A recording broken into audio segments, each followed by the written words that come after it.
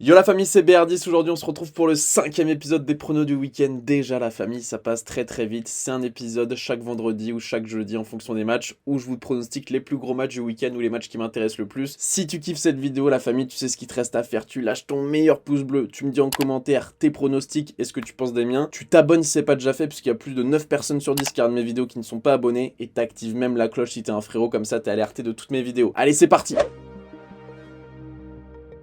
On commence par mon club de cœur avec le PSG face à Monaco. Les Parisiens se déplacent donc au stade Louis II, donc à Monaco, sur le Rocher. Un match qui va pas être facile. Si on regarde directement les cotes, les amis, pour se mettre dans le bain, le PSG coté à 2,60, Monaco à 2,63 et le match nul à 3,40. Autant vous dire que c'est un match très disputé. Pourquoi les cotes sont aussi élevées, notamment pour le Paris Saint-Germain? Parce qu'il y a toujours Mbappé qui est blessé, la famille. Kipembe peut-être de retour. Il a pas joué depuis mi-novembre, mais ça me semble très compliqué. Normalement, Kipembe ne jouera pas non plus. Lionel Messi, la famille Lionel Messi qui s'est blessé à l'OM, on l'a appris là il y a quelques heures. Messi à la fin du match notamment, on se disait mais pourquoi il centre pas, pourquoi il frappe pas de loin, pourquoi il prend pas des risques. En fait apparemment il était blessé à la cuisse. Il est incertain pour le Bayern de Munich, ça c'est compliqué. Et là la nouvelle qui vient de tomber juste avant que je tourne la vidéo, Achraf Hakimi aussi, la famille Achraf Hakimi qui est blessé, sûrement absent face à Monaco, mais ce qui nous intéresse encore plus c'est face au Bayern de Munich. Là on va parler bien sûr de Monaco, mais il faut bien avoir en tête que ce match Monaco-PSG c'est la dernière répétition pour le Paris Saint-Germain avant d'affronter le Bayern de Munich, après une défaite face à l'Olympique de Marseille dans ce Classico, 12 ans après notre dernière défaite au stade Vélodrome. Le match face à Monaco,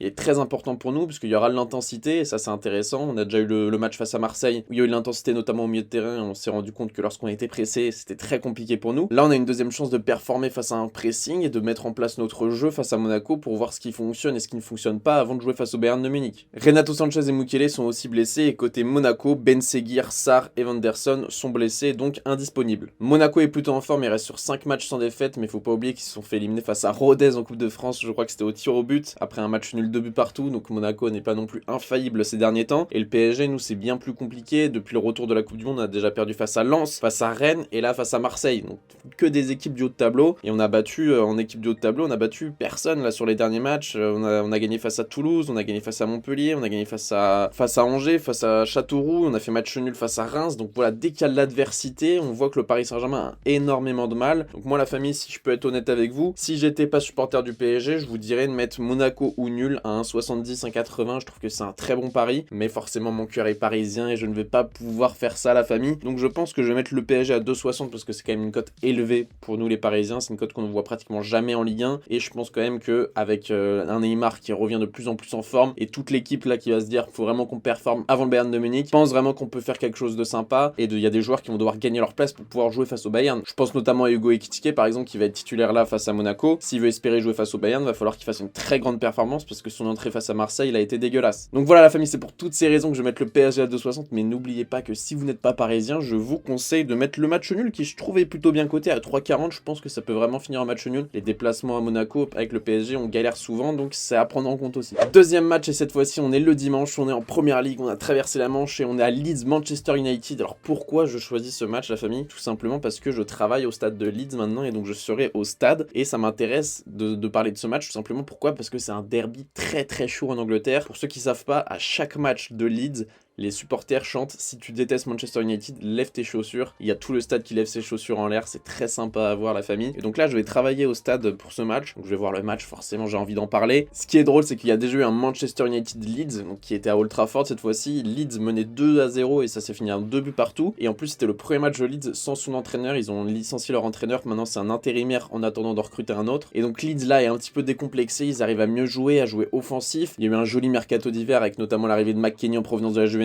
Les cotes la famille c'est 3,75 pour Leeds, 3,80 le match nul et 1,91 pour United. Pourquoi des cotes aussi élevées? Il y a aussi dans ce match là énormément d'absents. On va commencer par United, Casemiro carton rouge, Eriksen blessure, Greenwood on va pas en parler. Martial, McTominay, Van de Beek. Côté Leeds, il y a Cooper, Dallas, Forshaw, Gray, Rodrigo, Sinistera et Struch. L'absence de Rodrigo va faire très mal, je vous le dis. Là, c'est Patrick Bradford en 9, mais Rodrigo, c'est vraiment un joueur au-dessus du lot à Leeds. Et il faudra le prendre en compte dans vos paris. Je pense que Leeds, le mieux qu'ils peuvent espérer, c'est un match nul face à United avec des absents aussi importants que ça. Donc moi, la famille, je vais mettre le match nul. Pourquoi? Tout simplement parce que je travaille pour Leeds. Donc voilà, on va essayer de mettre le match nul à 3,40. La cote, elle est belle. United, il y a des absents. Je pense notamment à l'absence de Casemiro au milieu de terrain qui va faire énormément de mal aux joueurs de United. À Leeds, il y a des absences avec Rodrigo, etc. Mais je pense vraiment que le mieux que que peuvent espérer Leeds. C'est un bon match nul où il y aura des buts, ça va être un match très sympa à voir, il y aura de la baston dans les tribunes, je vais devoir gérer tout ça la famille, mais dans les tribunes ça va être le bordel. Donc voilà, on part sur un match nul pour Leeds Manchester United. Et troisième match la famille, on part sur du FC Nantes Lorient à la Beaujoire, le FC Nantes qui reçoit les Merlus de Lorient. Cote à 2, victoire du FC Nantes, 3,50 le match nul et 3,75 victoire de Lorient. En termes d'absents, là aussi il y a des joueurs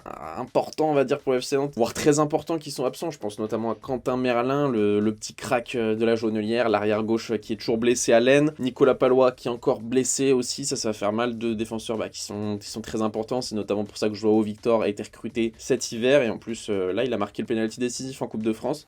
Du côté de Lorient, il y a Abergel, Laporte, Lebris et Mvogo. Et ils ont aussi perdu Mofi cet hiver, tout simplement qui est parti à Nice malheureusement pour eux. Nantes donc vient de se qualifier en Coupe de France face à Angers et avait gagné face à Ajaccio 2-0 le 5 février, donc la semaine dernière. Sinon Nantes c'est un petit peu coup-ci coup-ça, on avait perdu face à Marseille 2-0. Je parle de Nantes tout simplement parce que j'ai vécu 20 ans à Nantes et que j'ai énormément d'abonnés nantais et d'amis nantais, de la famille de Nantes. Donc voilà, j'adore suivre le FC Nantes, même en tant que parisien, je suis énormément le FC Nantes. Lorient, ils sont dans une période très compliquée avec une défaite face à Lens la semaine dernière, un match nul face à Angers 0-0, une défaite face à Reims, une victoire face à Rennes, ça c'était très sympa, d'ailleurs je crois qu'on en avait parlé de ce match sur la chaîne, et une victoire face à Bastia. Ça va être un match très disputé et moi j'espère la victoire du FC Nantes côté à 2, mais je vois le match nul à 3,50 parce que Lorient cette saison, même si là il y a d'énormes absents, des joueurs très importants qui sont absents, il y a la perte de Mofi, je pense qu'on peut partir sur un match nul à 3,50, mais Lorient cette saison c'est quand même très fort, ça joue bien au ballon, leur objectif c'est juste de se maintenir et l'objectif est déjà atteint. Là ils pourraient presque aller chercher un petit peu plus haut, mais là ils se disent non on va se calmer, ils ont vendu Ouattara, ils ont vendu Mofi, voilà, ils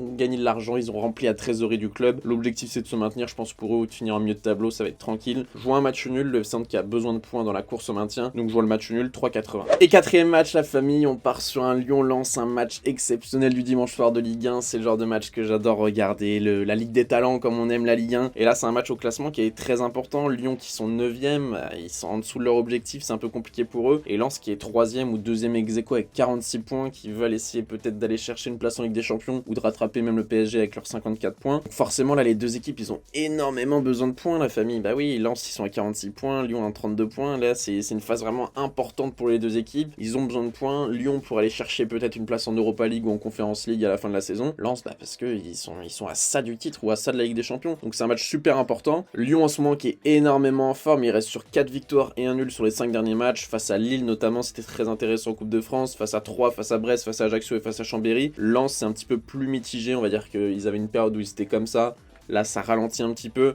Ils ont quand même gagné face à Lorient la semaine dernière 2-1. Brest, match nul 1 partout. Ils ont perdu face à Nice 1-0. Ça, c'était un match très important pour la course à l'Europe. Malheureusement pour les Lensois, ils ont perdu. Et ils ont gagné face à Brest 3-1 et fait match nul à 3-1 partout. Au match aller au mois d'octobre, Lens avait gagné 1-0 dans un stade Bollaert complètement en folie. C'était une ambiance incroyable. Je m'en souviens très bien de ce match. Et il y avait une victoire donc 1-0 des Lensois dans un match où Lyon n'avait pas vraiment existé. C'était un petit peu compliqué pour eux. On connaît le style des Lensois avec Francaise, un jeu très offensif, un jeu avec énormément de pressing, de contre-pressing, de course à droite à gauche avec un Seko Fofana capitaine au milieu de terrain qui dirige toute cette équipe, qui fait vraiment le lien entre l'attaque et la défense. C'est vraiment le joueur à surveiller dans ce match, c'est forcément Seko Fofana tellement il est fort. Et côté cote, la famille Lyon est cotée à 2,30, le match nul à 3,50 et Lens à 2,90. C'est deux équipes que j'aime bien, je vous le dis honnêtement, mais Lens, j'ai un petit coup de cœur depuis 2-3 saisons avec eux, j'en parle souvent sur la chaîne là, depuis que j'ai repris la chaîne en mois de mars-avril là, ça fait presque un an d'ailleurs. J'ai beaucoup parlé de Lens, j'ai notamment fait leur mercato parfait l'été dernier. J'avais d'ailleurs annoncé Adrien Thomasson qui a signé cet hiver, donc comme quoi